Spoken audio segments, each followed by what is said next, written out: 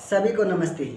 तो मैं सत्य प्रकाश वैदिक इंग्लिश क्लासेस के यूट्यूब चैनल पर आपका बहुत बहुत स्वागत करता हूं और आप लोगों को बताते हुए अपार हर्ष हो रहा है कि दिनांक 24 नवंबर को दिन रविवार है, शाम 4 से 6 बजे वैदिक यज्ञ का आयोजन पुनः करने जा रहे हैं, जिसमें आप सभी सादर आमंत्रित हैं। तो यहाँ पर आकर, यानी कि सेम प्लेस है, पावर हाउस रोड, गली नंबर 1, विजय चिल्ड्रन हॉस्पिटल के पास डॉक्टर राजकुमार सिंगला जी के गृह निवास पर यह वैदिक यज्ञ किया जाएगा। उस यज्ञ में आप सभी सादर आमंत्रित हैं। तो आकर वैदिक यज्ञ में आहुतियाँ देकर और वेद मंत्रों का उच्चारण करके पर्यावरण को पवित्र करने का एक छोटा सा कर्तव्य अपना निभाएं और धन लाभान्वित हों।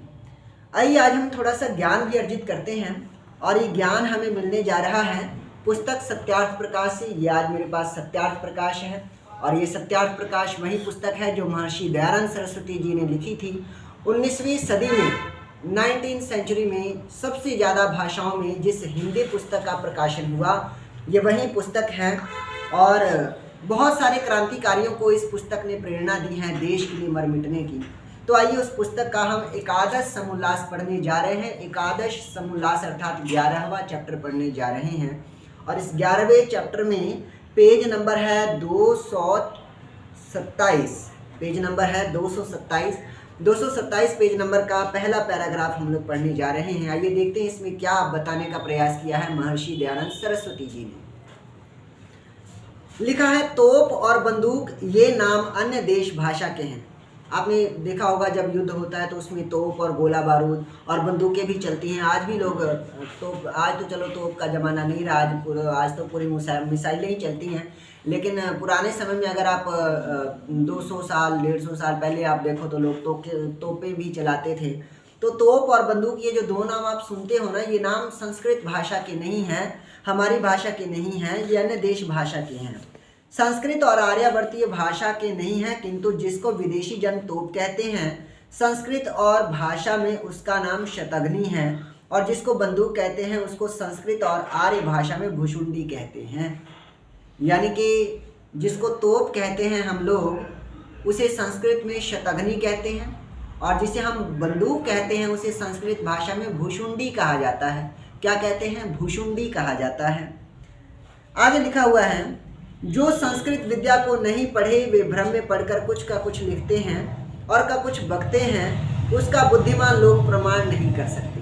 मतलब जिन्होंने संस्कृत भाषा पढ़ी नहीं वो इन शब्दों का कुछ और ही मतलब लेते रहते हैं। जो इस संसार के बुद्धिमान लोग हैं वो लोग ऐसे लोगों की बातों को दिल से नहीं लगाते, ऐसे लोगों की बातों को नहीं मानते, उसका प्रमाण नहीं करते।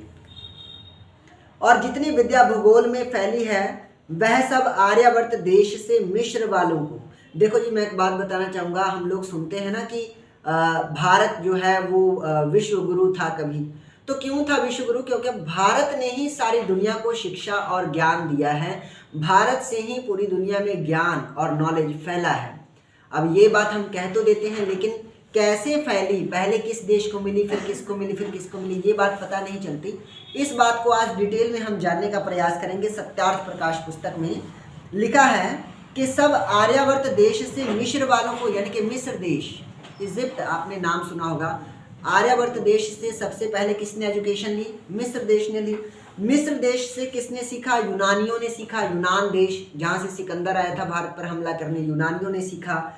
फिर यूनानियों से उस शिक्षा को रोम यानी कि रोमन साम्राज्य वालों ने सीखा। आपने पढ़ा भी होगा, रोमन सभ्यता, रोमन कल्चर, रोमन सम्राट हुआ करते थे पहले, रोम वालों ने सीखा। और फिर उनसे यूरोप देश में वो एजुकेशन गई, मतलब फिर रोम वालों ने यूरोप वालों को सिखा दिया, रोम वालों से यूरोप वालों ने सीख लिया। और जब यूरोप वालों ने वो सारी शिक्षा हासिल कर ली तो फिर वो शिक्षा अमेरिका जैसे देशों में फैली और उसके बाद फिर बाकी सारे देशों में फैलनी शुरू हो गई।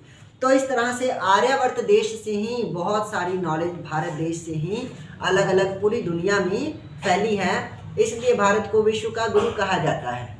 आज आप देखते हो भारत के नौजवान लड़के लड़कियां बाहर विदेशों में एजुकेशन लेने जाती हैं, लेकिन एक समय था जब बाहर के विदेशी लोग हमारे यहाँ विश्वविद्यालयों में हमारे आचार्यों, हमारे ऋषियों, हमारे गुरुओं के चरणों में विद्या हासिल करने आते थे। आओ देखते हैं आगे क्या लिखा है। कह रहा है, अब तक जितना प्रचार संस्कृत विद्या का आर्यावर्त देश में है उतना किसी अन्य देश में नहीं। मतलब जितनी संस्कृत भाषा इस आर्यावर्त देश में पढ़ी जाती है, बोली जाती है, सीखी जाती है, सिखाई गई है, कह रहा उतना और किसी देश में सिखाई नहीं गई है। जो लोग कहते हैं कि जर्मनी देश में संस्कृत विद्या का बहुत प्रचार है और जितना संस्कृत मोक्ष मूलर साहब पढ़े हैं, मोक्ष मूलर अर्थात मैक्स मूलर, आप इस समय मोक्ष मूलर उन्होंने लिखा है, वैसे इंग्लिश में नाम उनका मैक्स मूलर पढ़ा जाता है, जो कि बहुत बड़े जर्मन स्कॉलर थे वो, और ऑक्सफोर्ड यूनिवर्सिटी में पढ़ाते थे, संस्कृत पढ़ाते थे, संस्कृत के बहुत बड़े विद्वान माने जाते थे। तो कह रहे कि मोक्ष मूलर साहब पढ़े हैं, उतना कोई नहीं पढ़ा।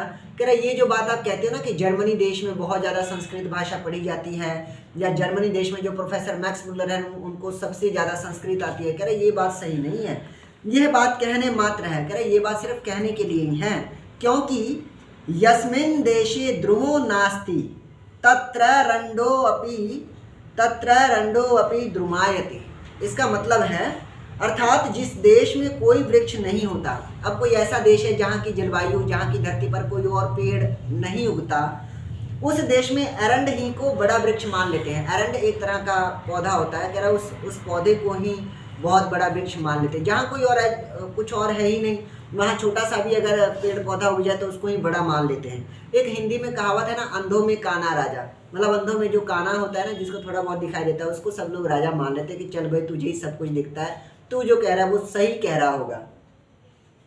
तो कह रहे हैं कि एरंड को ही बड़ा वृक्ष मान लेते हैं। वैसे ही यूरोप देश में संस्कृत विद्या का प्रचार ना होने से जर्मन लोगों और मोक्ष मूलर साहब ने थोड़ा सा पढ़ा, वहीं उस देश के लिए अधिक है। कह रहा है कि जर्मनी देश में हालांकि इतनी संस्कृत थी नहीं, लेकिन मोक्ष मूलर साहब ने थोड़ा सा पढ़ लिया, तो बाकी सारे लोगों ने कहना शुरू कर दिया कि भाई इनको तो बहुत कुछ आता है, इनको तो सबसे ज़्यादा आता है।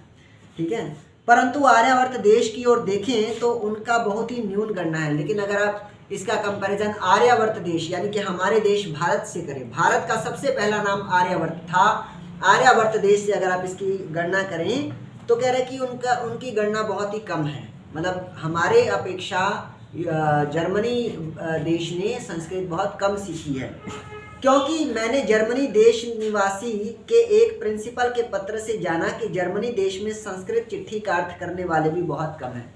जर्मनी देश में तो संस्कृत में अगर कोई चिट्ठी भेजी जाए तो वहाँ पर उसका ट्रांसलेशन करके कोई बता दे, ऐसे लोगों की संख्या भी बहुत कम है। तो फिर जर्मनी ने सबसे ज़्यादा संस्कृत कैसे सीखी? ये बात महर्षि दयानंद जी इस किताब में कह रहे हैं। और मोक्ष मूलर साहब के संस्कृत साहित्य और थोड़ी सी वेद की व्याख्या देखकर मुझको विदित होता है कि मोक्ष मूलर साहब ने इधर उधर आर्यावर्तीय लोगों की हुई टीका देखकर कुछ यथा तथा लिखा है। मतलब मोक्ष मूलर यानी कि प्रोफेसर मैक्स मूलर साहब, जो कि उस समय बहुत बड़े संस्कृत के विद्वान माने जाते थे, उन्होंने आर्यावर्त देश के लोगों के द्वारा लिखे हुए जो वेदों के भाष्य हैं, वेदों के जो ट्रांसलेशन हैं, उन्हीं को देखकर उन्होंने कुछ ना कुछ अपना अर्थ निकाला है और उसी के जैसा अर्थ करने का प्रयास किया है। ये बात बताते हैं महर्षि दयानंद सरस्वती जी इस पेज के इस पैराग्राफ में।